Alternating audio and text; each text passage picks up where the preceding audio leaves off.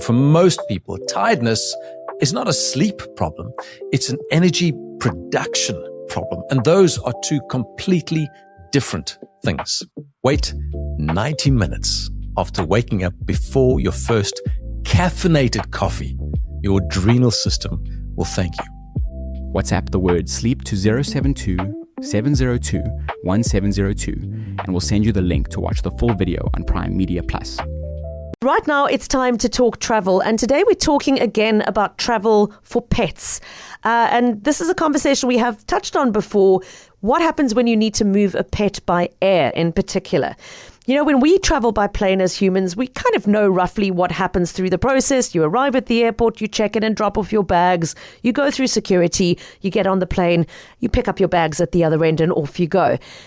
But what happens when the passenger doing the traveling is one with four legs and a tail and no idea where you are going or where they are going or suddenly who these strange people are in this very foreign and noisy environment?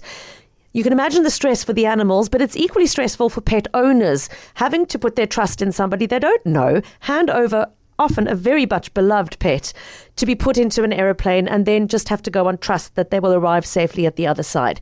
And sadly, they don't always arrive safely at the other side. And that is why we're actually talking about this today. Before I introduce our guest who's going to explain how the process is meant to work, I want to share with you a voice note that came in from a listener who had an absolutely awful experience around pet transportation by plane. Let's take a listen.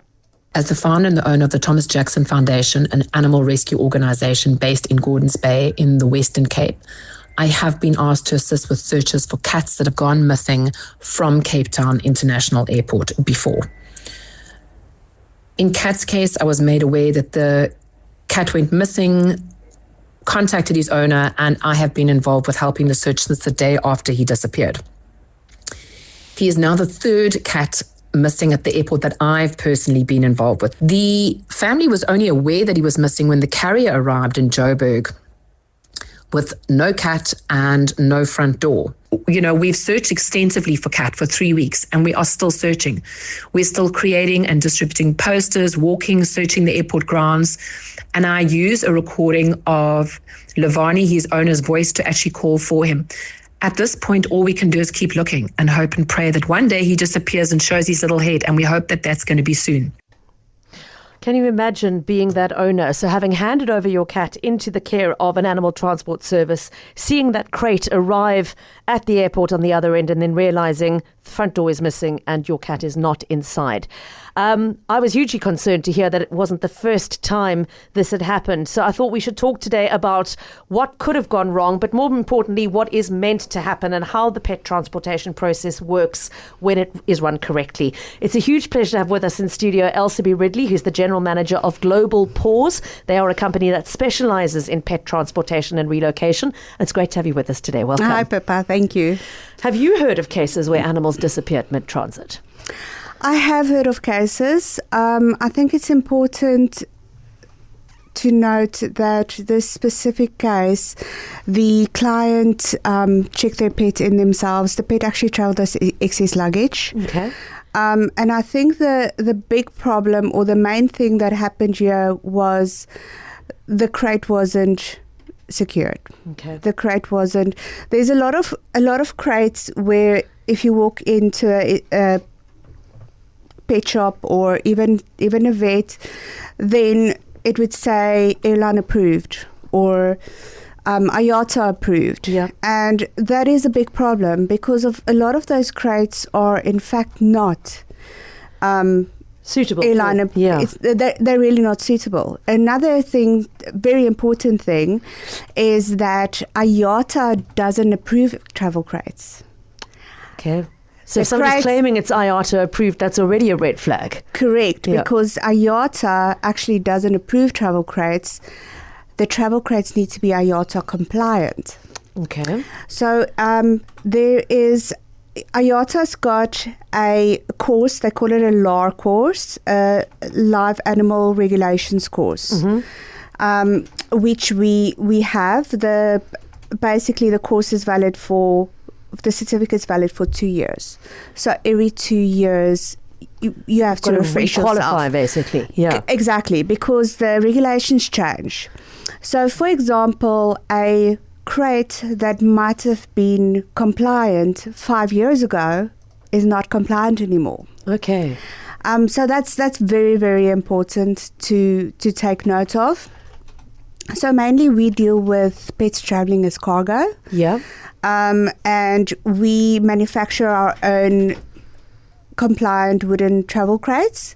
We can also supply compliant plastic travel crates should clients wish. Okay. We, however, prefer wooden crates because they are a lot more secure. Okay. Especially for bigger dogs, for stronger dogs, even for cats.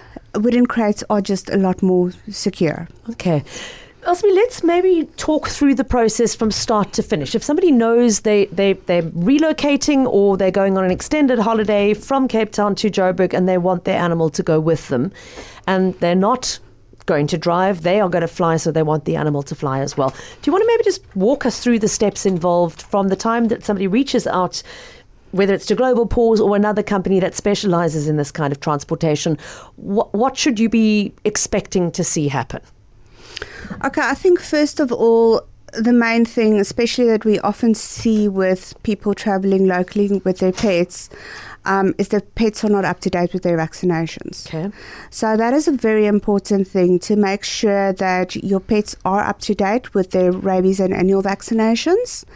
The vaccinations has to be at least 15 days old before the pets can travel, and in some cases 30 days old. So that hinders clients, especially if they've got last minute travel. Then the pets can't travel because the vaccinations aren't up to date. So that's the first thing. I would say another important thing is South Africa is a rabies country. So 3-year rabies vaccinations are not accepted in South Africa. Okay. So a rabies vaccination must be under a year old. Okay. Okay. So, yes. So the first step would be make sure your pet's vaccinated. Okay. The vaccinations are up to date. The next step would be a travel crate. Make sure that you have a airline compliant travel crate. We do supply loan travel crates between Cape Town and Johannesburg and Cape Town. I know a lot of there is 1 or 2 airlines that also provide loan travel crates to clients. Alternatively, if you are booking your pet in yourself, then make sure that you've got a secure travel crate.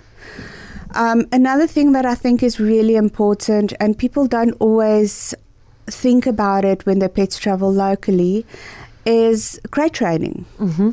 It's also a great idea to crate train your pets, make them used to a travel crate, especially with cats. They can be very skittish. Okay. So make them used to their crate. The sooner you start, the better.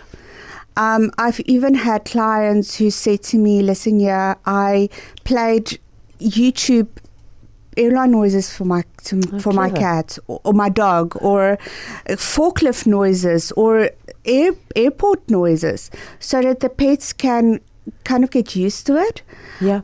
So it's not that daunting for them when they're actually traveling. So basically, yes. So once we receive an inquiry, we will send a quotation through. Once the quotation's been accepted, our consultants will start working on the booking. Okay. One of the first things we ask clients is, please send us copies of your pet's vaccinations documentation. Then we would book the local flights. Pets for local flights specifically, we book pets in at the airport 2 hours before the time. Okay. So once we go to the check-in point, when we check pets in, they put them in a room. Yeah. And until it's time for the aircraft to be loaded. So the pet airport lounge. It's like an airport lounge, yes. Okay. Okay. So, specifically, if pets travel as excess baggage, that is something we don't get involved with because it is connected to the client's or the owner's ticket. Okay. They check pets in at a separate window at the airport. They basically get checked in where they check in the surfboards and things like that. Yeah. And golf.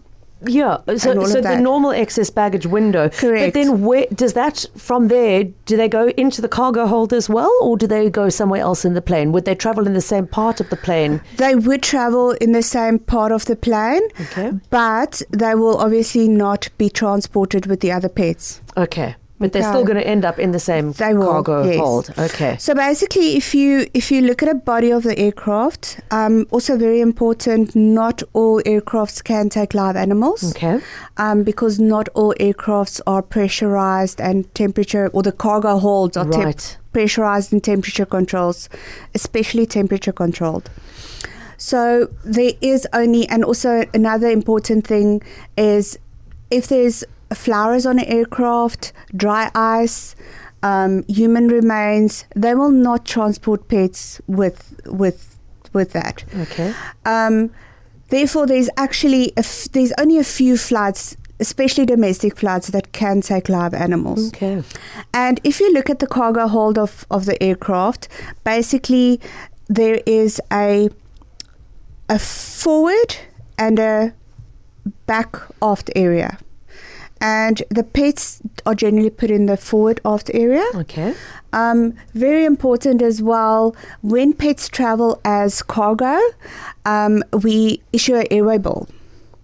And we call it manifested cargo. Okay. So basically what that means is the pets are manifested and they're put on the pilot's documents.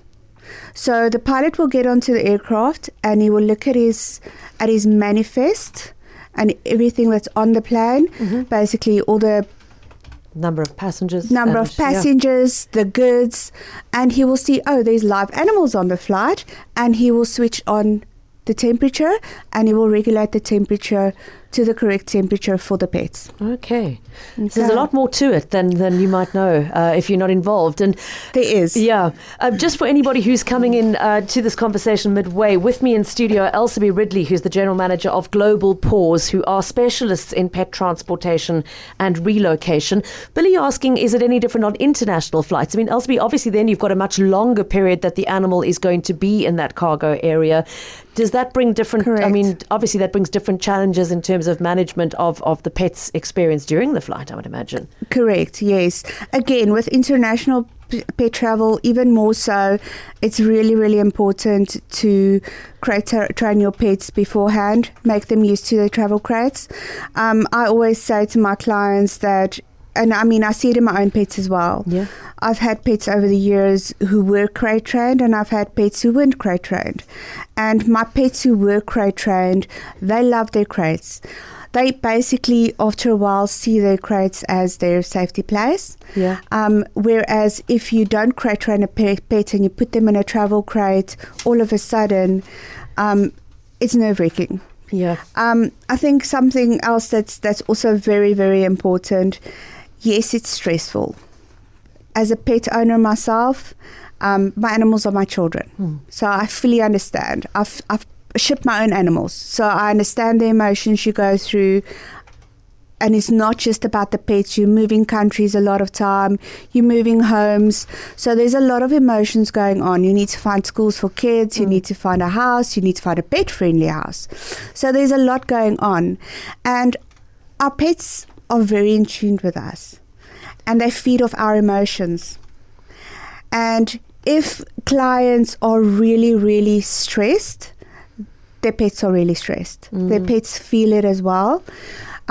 So when clients ask me or tell me I'll bring my pet to the airport, a lot of times I would say, no, don't do it. Let somebody else do it. Let somebody else do it. Let us rather collect your pet from home and we'll check in, because those pets, as soon as they're out of that situation, they're different animals.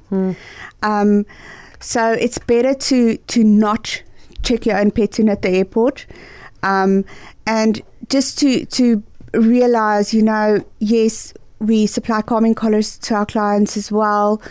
Calming collars are great. Any herbal calming products, great to use before travel, but get yourself a herbal tablet as well, or a Valium milkshake if you need one.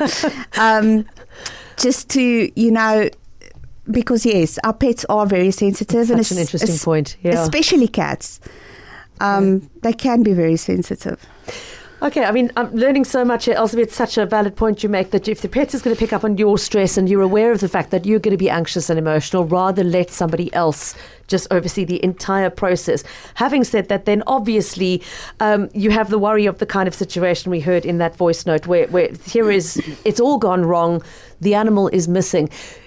What are sort of the accountability measures here? I mean, you've mentioned a specific airwayable. It's, an animal is on the manifest of the airplane. There are checks and balances, one assumes, to make sure that animal is then, logged in at the other end of the flight, etc. But have you had cases where animals have gone missing or where things go wrong? We haven't. Yeah. I mean, yes, we've never had a case of an animal going missing. Yes, sometimes things happen, but I mean, we can get on a flight and something can happen as well. I read an interesting article recently that said in America they did a study and 0.01 pets passed away on a flight, on a cargo flight, whereas there was a lot more human deaths on a flight, Yeah. So, it's, if you make sure your travel crate is compliant, make sure you're prepared. Make sure you prepare your pet. If you're worried, definitely speak to your vet about it. If you've got any health concerns, speak to your vet. Have your vet do X-rays if need be. It's not a requirement, but if there's anything you're worried about, have a proper health check done on your pet. If your pet is healthy and fit, yes, by all means, they can travel. If you do your part and prepare them, we often have clients, we call it a traveler comfort pack, where we pre-deliver the pet's travel crates before the time so that they can get used to it. That's a very good idea. Yeah. And we've had circumstances where, even I went with one of the animal handlers and we get to the house and you can see those crates were still standing where we dropped them off, which is sad because, once you put those pets in that crate, then it's nerve-wracking for them. Yeah, whereas it should have been an opportunity to make it a comfortable and recognisable space. Exactly. That would lessen the stress of exactly. the and also the other thing is when the crates stand at home, you can put your pet's bedding in there and the crate starts smelling like home as well. Yeah. It gets home smells in it, which calms them down. Elsabe, you've given us a lot of food for thought here, and obviously what I should have said at the beginning, we really, really hope that missing kitty from the Sunday morning flight is found safely and reunited with its owners. But a lot to learn from this experience, and you've really emphasized how important it is to make sure that the crate you are using is not just any old crate, and don't just believe what it says on a sticker that tells you it is approved by somebody who sounds official. Do your due diligence and make sure what you are using is compliant for proper travel in terms of current regulations. Elsabe, if somebody wants to reach out to Global Paws for an inquiry or to ask a follow-up question based on this interview, what's the best way to reach you? They can log on to our website, or alternatively they can email us at travel@globalpaws.co.za. travel@globalpaws.co.za, and obviously that's the paws as in the end of the animal's feet, not the PAUSE. globalpaws.co.za. Elsabe Ridley, thank you so much for joining us this afternoon. Thank you.